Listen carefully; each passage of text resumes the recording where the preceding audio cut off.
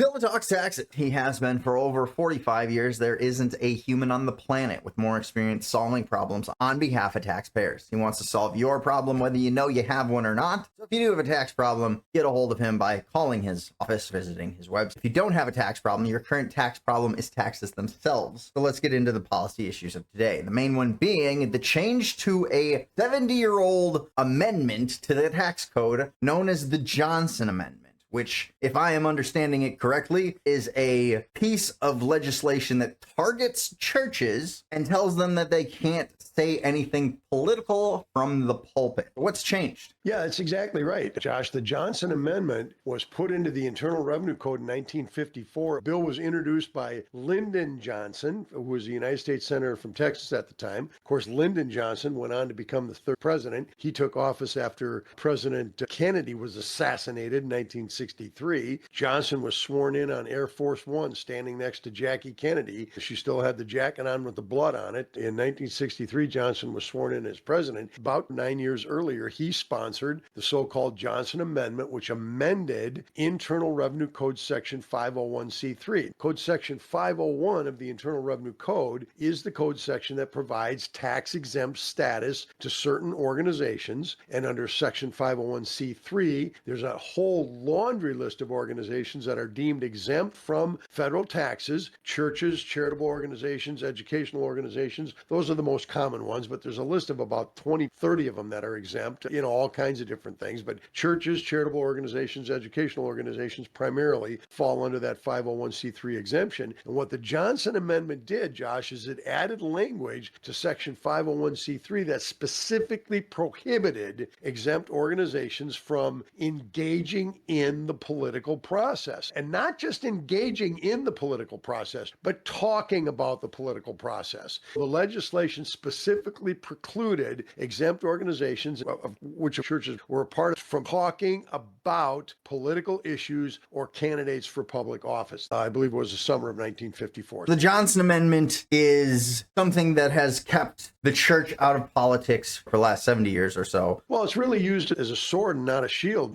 No churches, no charitable organizations under the Johnson Amendment are supposed to get involved in campaigns over political issues, nor are they supposed to get involved in campaigns on behalf of or in opposition to a specific candidate for public office. Is that left-leaning churches that tend to support Democratic candidates have always been very active and vocal from the pulpit about supporting Democratic candidates. For example, Hillary Clinton made numerous appearances at left-leaning churches throughout the United States during her campaign against Donald Trump. Barack Obama likewise made numerous appearances at left-leaning churches, particularly in his hometown area of Chicago, where he was asked to speak to the congregation. And many of these left-leaning churches will have pastors that encourage and advocate in favor of Democrat policies. The litigation documented the fact that these folks never really did come under any sort of scrutiny as a result of that. The Johnson Amendment wasn't enforced against those particular churches. But when right-leaning churches would invite candidates to speak at their churches, more commonly the pastor would deliver a message that had a right-leaning message to his congregation over the course of a campaign season, then they would get into trouble with the IRS. The problem with anything like this that has subjective enforcement is it can be used as a sword or a shield depending on who happens to be in power at the time. It was never intended to be a sword to allow government to attack these organizations and to potentially shut down or at least fine the organizations as a result of their behavior, but that's often what they've done with it. My real question that I wanted to ask first was, what do you mean by get in trouble with the IRS? What kind of repercussions have the IRS been able to use under this amendment historically? The worst case scenario is the IRS could revoke an organization's exempt status and potentially revoke it retroactively. For example, if you've got a campaign during tax year 2020 and your church brings a political candidate in, or the pastor delivers sermons that are directed towards supporting a particular candidate or opposing some other candidate, and let's say it's 2020, it's in June of 2020 when this happens. Well, and the IRS starts an investigation in 2022, and they look back at the church's activities during 2020 and they say, those activities ran foul of the Johnson Amendment, the language in Section 501c3 that prohibits active engagement in this political process. We're going to revoke your exempt status and revoke it retroactively. So here we are, 2022, we're revoking your exempt status back to 2020, and now you owe taxes on all this revenue collected during that period. It can be a very dangerous thing. The minimal exposure for these organizations is a written reprimand from the IRS. You can't do this, you keep your mouth shut, sort of thing. A middle of the road reprimand might be a fine where the IRS actually imposes some sort of a penalty against the organization. But again, the worst case scenario is they have their exempt status revoked. It's a financial gag. It's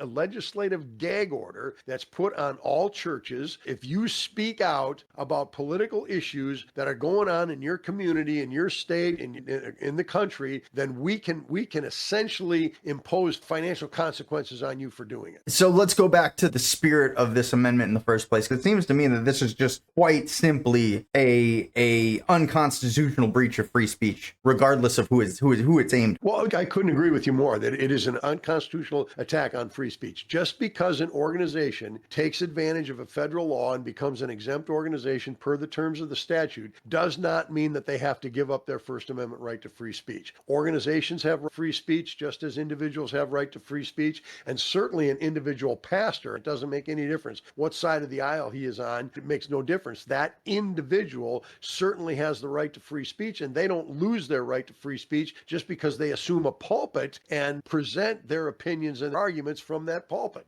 I couldn't agree with you more. There's no question about it. Now, as to the original spirit of the law, this is where the insanity comes into play. The original spirit of the law purportedly was to maintain this idea of separation between church and state. First of all, show of hands. How many believe that the idea of the separation of church and state is expressed in the First Amendment to the Constitution? Raise your hand. Well, I don't think anyone in the audience right now can show us their hands. Yeah, but you understand what I mean. We got the comments section here, Josh. Sure. The point is this. I hope no hands went up because the language separation of church and state is not in the First Amendment. It never was in the First Amendment. The language separation of church and state was adopted from a letter that Thomas Jefferson wrote when he was president of the United States to the Danbury Baptist Association, talking about the power of government to intervene in religious activities. The government having no power to intervene in religious activities because of the separation of church and state. That doesn't mean, Josh, and it has never been interpreted to mean until recently, the idea that churches can't intervene in political actions, because they certainly can, and they always did historically in this country, intervene. So in other words, First Amendment protection against the right to free speech and the free exercise of religion is a one-way street. It blocks the government from interfering in private affairs with respect to religion. It does not prevent religion or religious organizations from intervening. The idea of the Johnson Amendment was to carry out this false notion that we've got to maintain this separation of church and state, and because the organization is tax exempt, deriving some benefit from the government can then dictate what these organizations can and cannot say. In the very simplest terms, this was a way of buying the silence of churches in the political process. I would argue to you, Josh, that it was specifically pointed at buying the silence of Christian churches so that they could not bring Christian principles to bear on the discussion of political activities and candidates for public office while these political debates were going on. If you follow that spirit of the law to its logical extreme, then by the Johnson Amendment logic, federal employees shouldn't be allowed to vote. Because they're deriving a benefit from the government, aren't they? They're getting paid by the government to do a particular job. And for that matter, anyone receiving any handouts from the government shouldn't be allowed to vote. By that law's logic. Certainly welfare benefits, no question about it. Because welfare recipients have the right to vote for benefits they never have to pay for. How is that not a conflict of interest? There clearly is a conflict. Well, it seems to me... Here's the problem with this idea of silencing the church and invading the First Amendment right of churches and pastors to speak their piece when it comes to these issues. Most of the social issues of today are inextricably inextricably intertwined between politics and religion. For example, the question of abortion, is that a political question or a religious question? It depends on who you're asking. One side says it's political and one side says it's religious. And the religious side takes their political position based on their religious stance. Atheistic people form their political views based on their lack of religious beliefs. Religious beliefs, one's theological views, shape their views on all of the important issues of life. Your theological viewpoint, whether it's Christianity, Islam, Hinduism, atheism, shapes your view on law, politics, on economics, on ethics, on science, on philosophy, on psychology. All of these things, biology even, all of these things are shaped by your theological views. Whether it's abortion, whether it's homosexuality, whether it's same-sex marriage, these gender issues that we're faced with now, all of these things, the positions that individuals take on these matters are shaped by their theology. And if you're talking about Christians, the Christian viewpoint on these matters is shaped by the Holy Bible, the scriptures that Christians believe are handed down by God through the prophets, right? God's word through the prophets. This is the position that Christianity takes, that Judaism essentially takes with respect to the scriptures that we hold as sacred. All right? Christians are going to shape their views on abortion, homosexuality, and same-sex marriage, and so on. It's not just leftist talking points. There's economics, foreign policy, local policy, all these different aspects that will shape a Christian's viewpoints. There's essentially 9 sciences we might call the social sciences that are all shaped by one's theological viewpoints. We mentioned law, politics, economics, ethics, sociology, biology, psychology, philosophy, and history, right? Social sciences are studied by our students, professionals, and lay people. The fact is that is the theological lens. If you're atheist, you look at things one way. If you're a Hindu, you look at things another way. If you're a Christian, you look at things another way. The point is that it is impossible to separate these social questions from the theological questions. Whether you're a Christian or not, whether you're a right-leaning Christian or a left-leaning Christian, none of that matters. What matters is that you are going to present your opinions and ideas through that theological lens. And those positions and ideas are going to have a bearing on these central points: politics, economics, ethics, and law. They're going to have that bearing. And the Johnson Amendment specifically silenced, when I say the church, I'm talking about any church now, not just the Christian church, but any church, essentially silenced the church from speaking out on those things in the context of religious worship services, which is precisely the place they should be talked about. Well, I don't disagree with you on that. And it seems to me that anyone, leftists, should be applauding the idea of this changing. I would like to talk about what is changing specifically. They should be applauding this changing or going away, because there should be no barrier to entry to getting tax-exempt status for an organization if they're going to do charity work. I don't care if they're Christian or not. They should be able to get tax-exempt status if they're going to do charity work, and they should be able to engage in free speech. As long as they follow the financial rules that are laid down in the Internal Revenue Code, which are simple to understand and easy to follow, as long as you follow the financial rules, then fine, you should be an exempt organization as long as you're organized and operated that way. There's just no question about it. But I want to make another point here, because my Christianity influences my view on law, politics, and economics. There's no question about that. And when I look at the Johnson Amendment and I look at the culture in which the Johnson Amendment was introduced, remember, it was introduced in the 40s, 50s, really into the 1960s. About 90%, I talk about this in my book, Salt and Light, The Secret to Restoring America's Christian Culture. In that book, I talk about what America's culture was in the 1940s, 50s, and 60s. Predominantly, we identified as a Christian nation. Just over 90% of Americans identified as Christians during that period. More than 70% of Americans regularly went to some kind of Christian worship service. Whether it was Catholic, Protestant, Baptist, it didn't make any difference. We're not talking about denomination. We're talking about the Christian religion generally, and under that umbrella are a number of different sects, right? A number of different denominations. Over 70% of people regularly went to Christian worship services, that is to say at least once a month.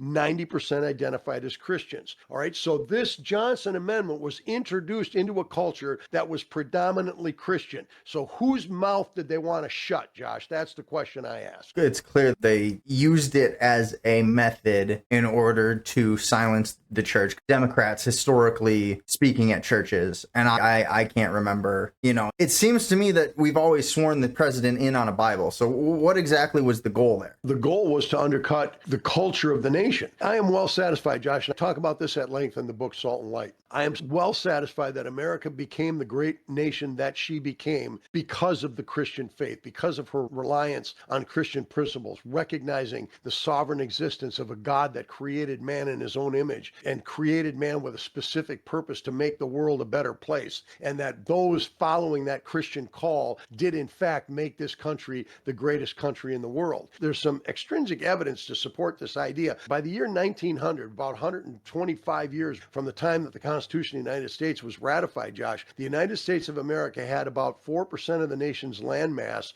and about 5% of the population. And yet she produced, of everything that was produced in the world, I'm talking about heavy equipment, luxury goods, communications, transportations, textiles, I'm talking about everything. Half of everything was produced in this country, and we became the richest and most powerful nation on the world, I believe, precisely because of America's Christian faith. That has been under attack since the turn of the 20th century, and that attack has hastened over the decades. And in the last 25 years, things have happened in the United States that we could not have imagined happening in this country 50 or 60 or 70 years ago, not the least of which is this insane debate on how many genders we have in the world. It amazes me that these people pretend to be believers in science, but then they'll argue to you that there's 30 or 40 different genders. I mean, this is just abject insanity. I believe we would not have gotten to this place if churches were speaking the truth of God's word in the context of law, politics, economics, and ethics from the pulpit, as they should have been all this time, except for the fact that the Johnson amendments shut the mouths of the pastors. So has that changed? What exactly has changed about the Johnson Amendment, and why are we talking about it today? So what has changed is this. There were a couple of churches and a couple of publishing companies that sued the IRS over the constitutionality of the Johnson Amendment. And the National Religious Broadcasters Association versus the Internal Revenue Service was filed in federal court in Texas. National Religious Broadcasters is an association of religious broadcasters. That's what they are. So they sued the IRS over this Johnson Amendment. And what happened now is there's a consent judgment. The IRS under the Trump administration through the Department of Justice agreed that the manner in which the Johnson Amendments are enforced is a violation of First Amendment rights of free speech and freedom of religion. The agreement in the court now pending is that the Johnson Amendment does not prevent pastors from speaking out on these issues to their congregation in the ordinary course of their discussions about the political influence on spiritual beliefs. So they have the right to apply their religious beliefs